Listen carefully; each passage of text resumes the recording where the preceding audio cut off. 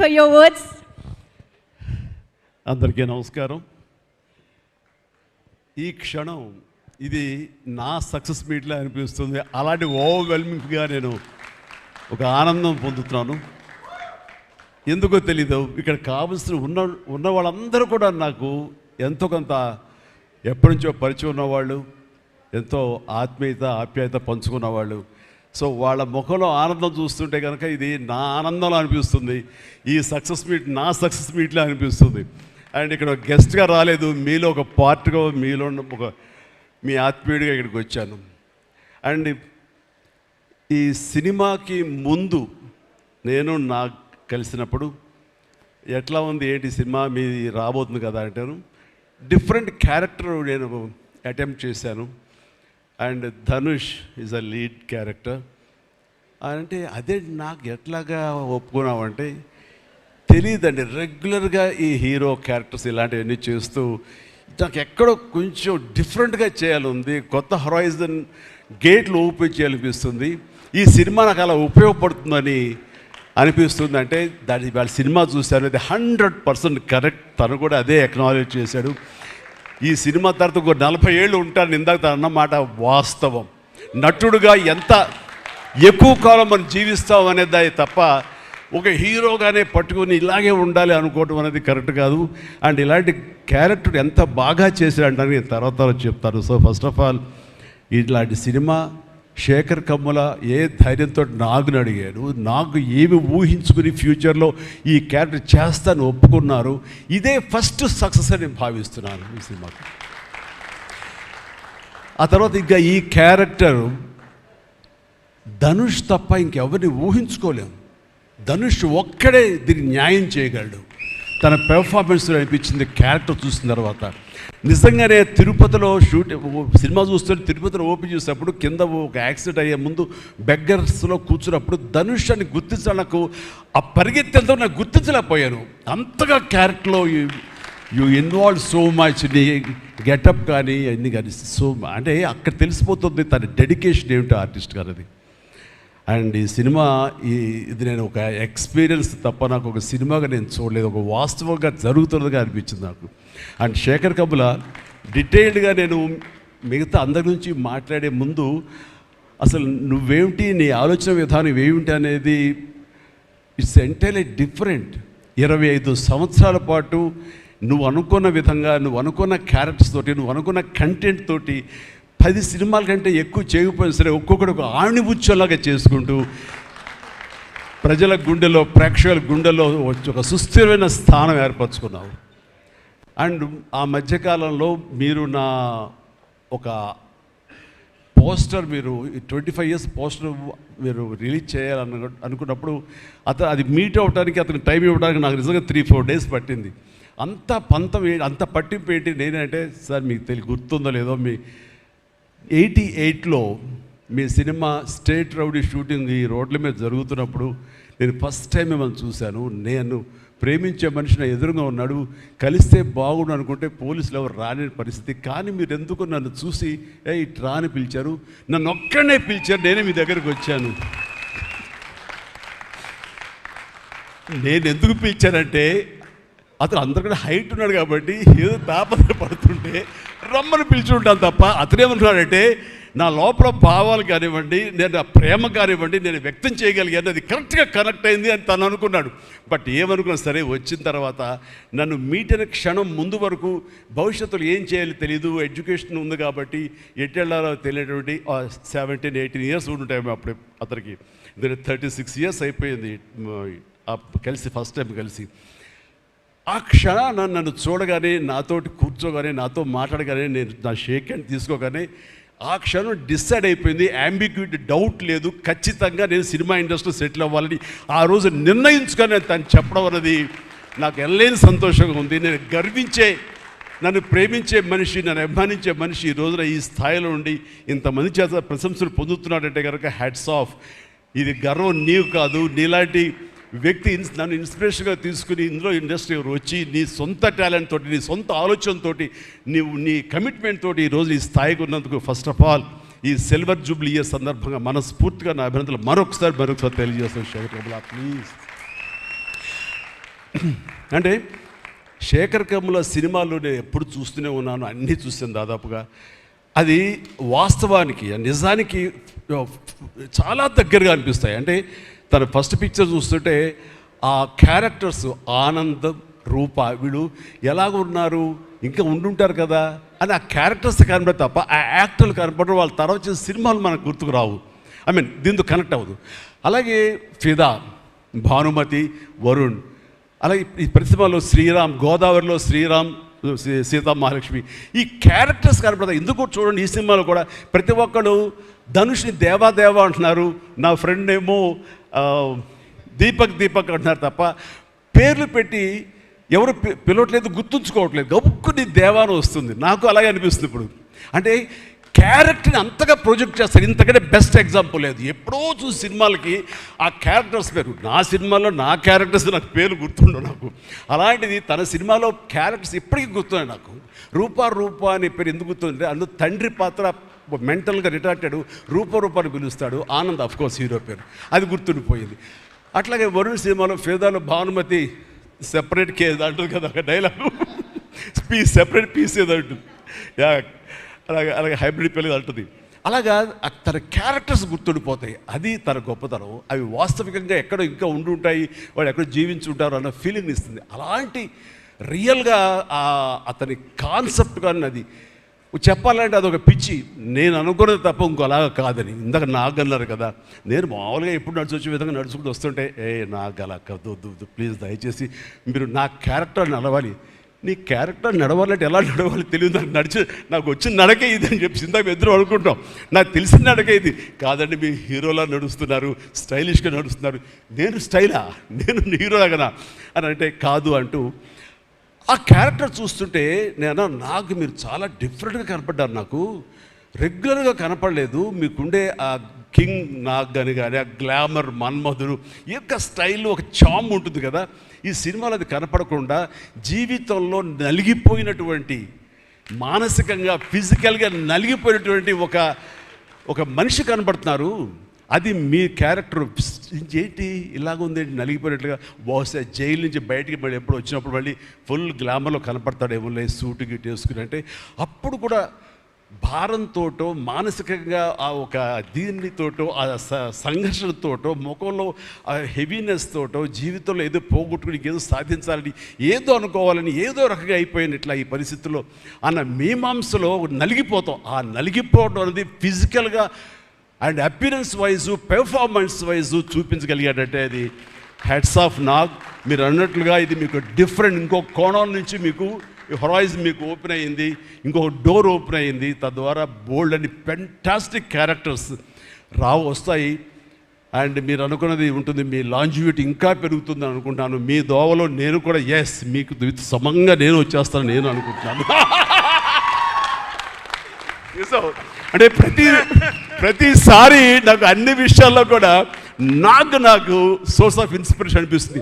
అది హెల్త్ కానివ్వండి, composed behaviour కానివ్వండి, ఒక ట్రాంక్విల్ ఆలోచనలు కానివ్వండి, స్థితప్రజ్ఞత కానివ్వండి, ఏం జరిగినా సరే అంటే నవ్వుకుంటూ సరదాగా ఉంటాం.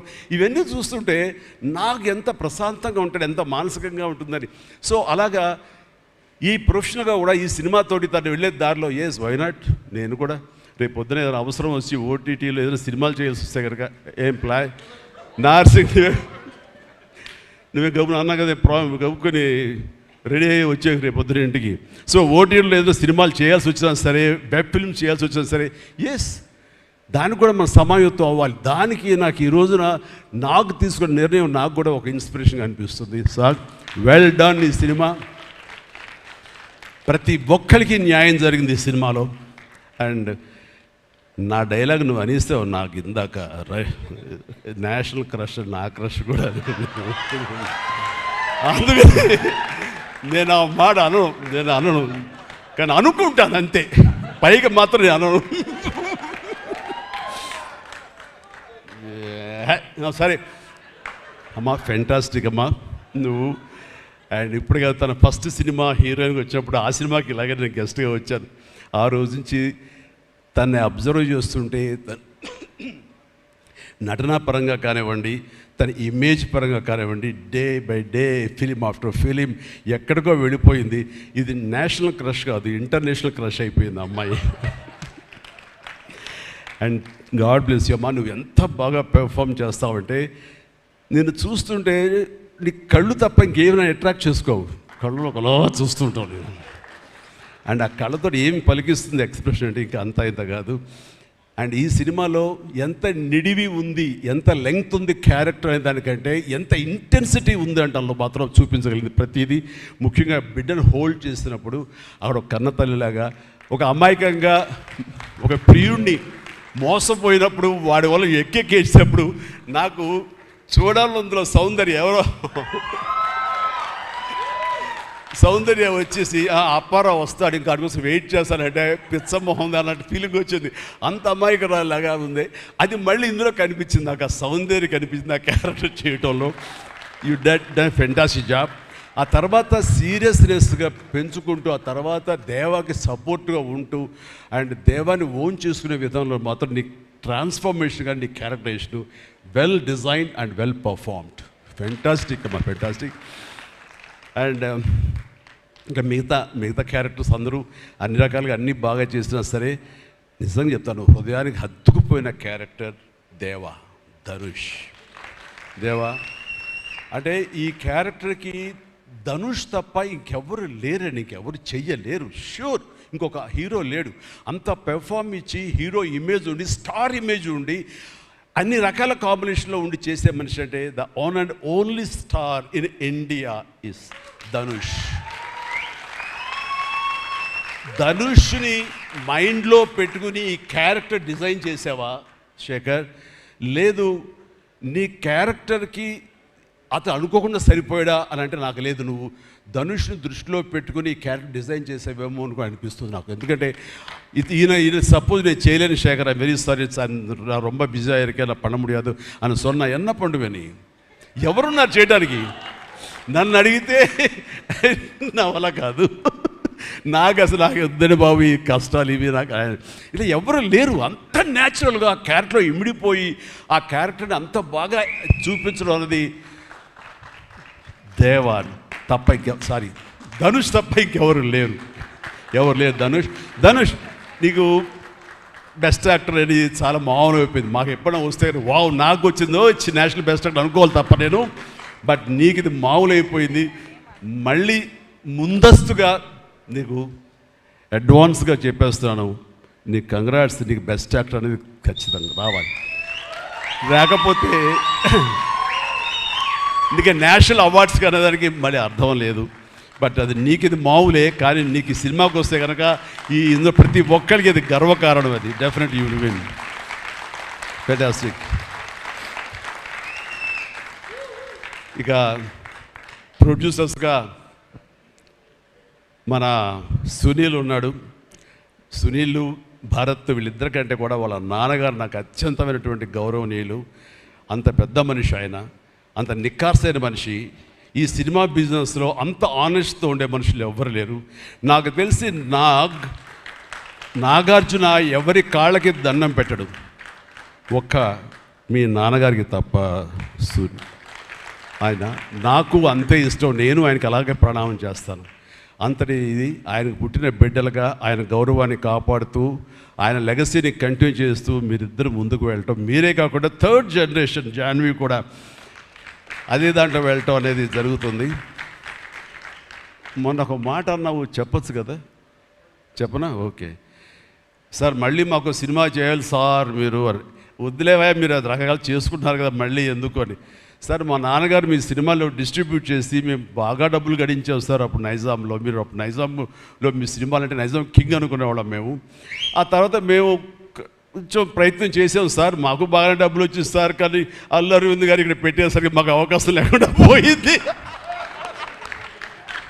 ఏమనట్లే ఇప్పుడు అది అది అది కట్ చేసేస్తాలే ఆ ముక్క, లేదు అది ఎడిటింగ్లో తీసేస్తాలే. అంటే సికింద్రాబాద్లో గీతార్స్ పెట్టారు కదా, అందుకే మీకు సినిమాలు రాకుండా పోయి సరే పక్కన పెట్టేద్దాం. ఆ తర్వాత మీ థర్డ్ జనరేషన్ జాహ్నవి సినిమా తీసి ప్రొడ్యూసర్గా అమ్మాయి రావాలనుకుంటుంది అనుకున్నప్పుడు I wish all the best for her. ఎప్పుడు కలుస్తాను అన్నాను.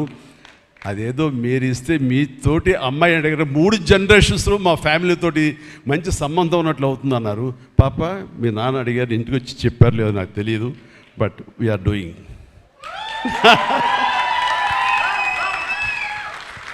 ధనుష్ చేసిన ఛాలెంజింగ్ లాంటి క్యారెక్టర్స్ వద్దమ్మా. ఫన్ ఓరియంటెడ్, మాస్ ఓరియంటెడ్, మనది సరదాగా గ్లామర్ ఇంతే. Okay, right. సో ఈ రకంగా 3వ జనరేషన్కి కూడా ఎస్ ప్లీజ్ ఈ లెగసీ ఇలాగే కంటిన్యూ అవుతుండాలి, మీ ఫ్యామిలీ బాగుండాలి నాన్నగారు ఆశీస్సులతోటి. అండ్ ఇలాంటి కుబేరా సినిమాలు మరి ఎన్నో సక్సెస్ఫుల్ సినిమాలు చేయాలి. ఇందాక ధనుష్ అన్నట్లుగా మీ మొక్కల ముందు నవ్వు ఉండాలి. ఇప్పుడు నవ్వు కొంచెం ప్లీజ్. Thank you. మీరు నవ్వుతూ ఉంటేనే మా అందరికీ నవ్వు ఉంటుంది, మేము నవ్వుతూ ఉంటాం. Thank you. అండ్ మిగతా టెక్నీషియన్స్ పరంగా చూస్తే కనుక నికేత్ కెమెరామెన్ డిఓపి నేను ఎప్పుడు చూడలేదు. Hi Niket, I haven't seen your films. I don't remember even. But the way you are presenting yourself here is very much appreciable. I could see the energy, what you are pouring here, definitely it will reflect on the stage. Otherwise, Nagaja would have been praised you so much. And you also grab my attention. And future, I don't know, yes, maybe. And you have done a fantastic job. So initially when villain scenes are happening, that time I could see the top floor swimming pool. There I could see the richness of the film. So hardly they would have spent anything. So riches comes not because of the money. Riches comes with your viewfinder. So that way all credit goes to the whole film has grabbed attention and it looks very rich. So definitely please, I will awaiting you in future, and all the very best. Good luck. Done a great job as far as the camera is concerned. And then మా యోగేశ్వరుడు మా పెద్ద అనుకోండి పాపం లేని వయసు వద్దు sir కూర్చోండి sir మీరు please sit down take your seat కూర్చో సార్ మీరు లెగదు సార్ మమ్మల్ని ఇబ్బందిగా ఉంటుంది ఇద్దరం చాలా నువ్వు అనుకుని మాట్లాడే పరిచయం మాకు శుభలేఖ సినిమా నుంచి 1980 నుంచి వీఆర్ వర్కింగ్ టుగెదర్. ఈ మధ్యకాలం వరకు కూడా ఎప్పుడైనా సెట్కి వస్తాడు రాగానే సినిమా అడుగుతాడేమో నెక్స్ట్ సినిమా ఏం చేద్దాం అడుగుతాడంటే బాబాయ్ ఈసారి మీ ఇంటి నుంచి నాకు ఆవకాయ పచ్చడి రాలా అంటాడు. Mango pickle, he asked for mango pickle from my house. So ఈసారి పంపించాను బాబు, వస్తుంది. శుభం, ఫెంటాస్టిక్. నువ్వు ఈ వయసులో కూడా ఇంత బాగా పనిచేస్తున్నావు, ఇంత కష్టపడుతున్నావు అంటే కనుక అవసరమా అనిపిస్తుంది. రిటైర్ అవ్వచ్చు కదా, హ్యాపీగా రెస్ట్ తీసుకోవచ్చు కదా అని. కానీ మన సోల్స్ అవే రిటైర్మెంట్ అది తీసుకోలేము. కష్టపడి పనిచేయటంలోనే మనకు ఆనందం ఉంటుంది, కష్టపడి పనిచేయటంలోనే ఈ ఇష్టమైన పురుషుల్లో మనం ఉంటాం. మన లాంజివిటీ ఉండాలి అంటే మనం ఇందులోనే ఉండాలి ఖచ్చితంగా.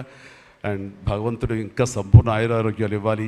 నాన్నగారు ఆయన పనితనం నాకు గుర్తుంది, ఆయన దగ్గర కూడా పనిచేశాను నేను, అలాగే ఇప్పుడు నీతో కూడా పని కొనసాగిస్తున్నాను. అండ్ ఈ సినిమాలో నువ్వు పార్ట్ అవటం అనేది it is great, wonderful Tharani, please.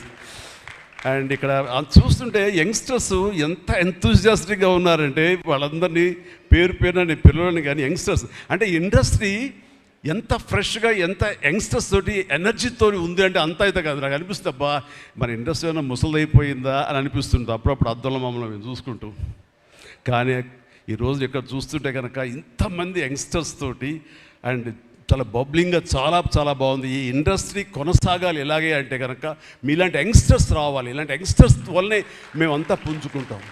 నేను ఈ రోజున కొత్త డైరెక్టర్స్తో పనిచేస్తాను, అనిల్ రావుపూడి కానీ, బాబీ డైరెక్టర్ కానీ, వశిష్ఠ్ కానీ, ఇలాంటి యంగ్స్టర్స్ పనిచేస్తుంటే ఎక్కడ లేని ఎనర్జీ వాళ్ళ దగ్గర ఉంటుంది, వాళ్ళ నుంచి కొత్తను ఉంది. నేను వాళ్ళకి అనుగుణంగా నేను మారిపోతుంది తప్ప నాకు అనుగుణంగా వాళ్ళు ఉండాలి కోరుకోవట్లా. నా సక్సెస్ అక్కడేమో అనుకుంటున్నాను నేను. ఆ రకంగా old wine in a new bottle అన్నట్లుగా ఈ సమయంలో వైన్ గుర్తుకొచ్చింది, సారీ. అండ్ అలాగా ఇదే ఎనర్జీతోటి ఇదే యంగ్స్టర్స్ తోటి ఇండస్ట్రీ కలకలాలని కోరుకుంటున్నాను. And last but not least my brother, నాకు బిడ్డతో సమానం, దేవిశ్రీ ప్రసాద్. అండ్ దేవిశ్రీ ప్రసాద్ తన ఎనర్జీ అంటే ఇందాక చూశారు కదండి, లైవ్ షో చేసేసాడు ఇక్కడ. ఆ తర్వాత ఏం మాట్లాడాలో ఎవరికి ఏం తుయ్యినటువంటి పరిస్థితి మొత్తం అంతా షో గ్రాప్ చేశాడు. బట్ నేను మళ్ళీ కంబ్యాక్ తర్వాత పొలిటికల్గా కొన్నాళ్ళు ఉండి 1915లో 150 సినిమా చేసిన దగ్గర నుంచి, అంతకుముందు తన సినిమాలతోనే ఎంబీబీఎస్ కానీ జిందాబాద్ కానీ అన్నీ అయిన తర్వాత మళ్ళీ తన వలన నా మ్యూజికల్ అనేది ఏర్పడేదేమో అనుకుంటున్నాను. అలాంటి గ్రేట్ మ్యూజిక్స్ నాకు ఇచ్చి మళ్ళీ నేను నిలబడడానికి దోహదపడ్డాడు మనోడు. యూ ప్లీజ్ వద్దు అలా చేయదు ప్లీజ్, దోహదపడ్డాడు. నేను సరస్వతి పుత్రులయ్యా ప్లీజ్ బంగారం ప్లీజ్. అండ్ తను ఎనర్జీ డే బై డే పెరిగిపోతుంది, తన టాలెంట్ డే బై డే పెరిగిపోతుంది. ఇక నేషనల్ నుంచి మన రీజనల్ నుంచి నేషనల్ లెవెల్కి ఎలా ఎదిగిపోయాడో మనం చూసాము. ఆ హోల్ ఇండియా తన గురించి ఎలాగా కీర్తిస్తుంది అనేది మనం ఈ పుష్ప 1 and 2 చూస్తున్నాము. ఇప్పుడు ఈ సినిమా కుబేర్లో కూడాను ఎక్కడ డ్యూయట్ సాంగ్స్ లేవు కదా అని అనిపిస్తుంది, కానీ ఒక సాంగ్ ధనుష్ పాడిన ఆ సాంగ్ ఎంతగానో ఆకట్టుకుందంటే అంతా ఇంత కాదు.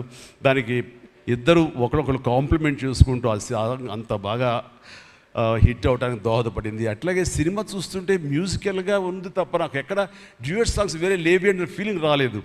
And that's the magic of Devi Sri Prasad. రికార్డింగ్లో కూడా చాలా హృదయంగా మదర్ తోటి పాడిన పాట రోడ్డు మీద యాక్సిడెంట్ అయిన తర్వాత అబ్బా కన్నింటికి నీళ్ళు వచ్చేస్తుంది నాకు. మన రైతుల మీద పాడే గుర్తుందా మన 150 సినిమాలో నీరు నీరు నీరు అంటూ దాన్ని మరిపించిన సాంగ్లో అనిపించింది. అండ్ అది వెరీ మచ్ రిలవెంట్ సాంగ్. అట్లాగా తన ఆర్ఆర్ బ్యాక్గ్రౌండ్ కూడా తన సాంగ్స్ ద్వారా అవన్నీ కూడా అత్యద్భుతంగా కనిపించేలాగా వినిపించేలాగా చేశారు. దానికి దోహదపడినటువంటి లిరిసిస్టులు ఇక్కడే ఉన్నారు. భాస్కర్ భట్లాను, ఇందాక ఇంకో ఆయన పేరు చెప్పారు నందకిషోర్ గారు, అలాగే మన చంద్రబోస్ గారు. అండ్ వీళ్ళందరూ కూడా నేను హృదయపూర్వక అభినందనలు తెలియజేస్తాను. అండ్ ఈ రోజున ఇక్కడ రావటం అన్నది నేను చాలా ఆనందం అనుభవిస్తాను ఇక్కడ మీ అందరితో పాటు. అండ్ ఇలాంటి సినిమాలు రావాలి, ఎందుకంటే సినిమా సక్సెస్ అనేది గగనమైపోతున్న రోజులు ఇవి. థియేటర్స్కి ఆడియన్స్ రప్పించడం అనేది మహా గగనమైపోతున్న రోజులు ఇవి. రావటం కష్టంగా ఉంది. ఎలాగ సినిమా థియేటర్లు కానివ్వండి ఇవి ఎట్లాగ సస్టైన్ చేయాలి, ఎలా నిలబడాలి అనేది చాలా క్లిష్ట పరిస్థితుల్లో ఇలాంటి సినిమాలు, ఇలా కంటెంట్ ఉన్న సినిమాలు, అంటే హృదయంగా ఉన్న సినిమాలు, ఎమోషనల్ సినిమాలు and big event films, big films ఇందాక చెప్పినట్టుగా మనవాడు అవన్నీ కూడా ఆడొచ్చు. కానీ ఇలాంటి సినిమాలు కూడా ఆడి ఎస్ కంటెంట్ మనం సరిగ్గా ఇవ్వగలిగితే, వాళ్ళ హృదయాన్ని మనం తాకగలిగితే ఖచ్చితంగా ఈ సినిమాలు చూస్తారు, థియేటర్కి వస్తారు అనే ఒక ధైర్యాన్ని భరోసాని ఇచ్చిన సినిమాలు ఈ మధ్యకాలం చూస్తున్నాము. చిన్న చిన్న సినిమాలు అయితే పెద్ద సినిమాలు అవుతాయి. అందులో ఈ రోజున శేఖర్ మీరు మరొకసారి నిరూపించారు. ఇందాక ఎవరో మిమ్మల్ని చేశారు, నిజంగా మనస్ఫూర్తి చెప్తాను, క్రెడిట్ గోస్ టు యూ. ఒక ధైర్యాన్ని ఇచ్చింది ఇలాంటి సినిమాలు చేయొచ్చని. ఇంకా ఈ పెద్ద పెద్ద సినిమాలు తప్ప, రక్తపాతాలు తప్ప, కొట్టుకోవడాలు తప్ప, నరుకోవడాలు తప్ప ఇంక ఇలాంటి సినిమాలు రావా, వస్తే చూడరా, ఇవన్నీ 10 రోజులు ఆగితేనో నెల ఆగితేనో ఓటీటీలో చూసేద్దాంలే అని దాంతో ఉండిపోతారా, ఏమైపోతుంది ఇండస్ట్రీ అనేటువంటి ఒక అభద్రతా భావం నుంచి ఈ సినిమా ద్వారా ఎస్ ఇలా తీయగలిగితే, సత్తా చూపగలిగితే, హ్యూమన్ ఎమోషన్స్ని టచ్ చేయగలిగితే, కంటెంట్ కొత్తగా ఉండగలిగితే కనుక థియేటర్కి వస్తారు, చూస్తారు భరోసా ఇచ్చావు. Thank you so much. And God bless you, God bless you, and God bless you all. Please ప్రతి ఒక్కళ్ళు నాకు ఈ అవకాశం ఇచ్చినటువంటి ప్రొడ్యూసర్స్ గారికి, రామ్మోహన్ రావు గారికి, అలాగే భారత్ పాప నీకు కూడా అందరికీ నా హృదయపూర్వక ధన్యవాదాలు. మరొకసారి ఇక్కడ ఉన్నటువంటి 50 మంది యంగ్స్టర్స్కి అండ్ రెస్పెక్టెడ్ టెక్నీషియన్స్కి నా శుభాకాంక్షలు, నా ధన్యవాదాలు తెలియజేస్తాను. మరొకసారి love you man, love you, love you, love you, love you, love you. God bless you.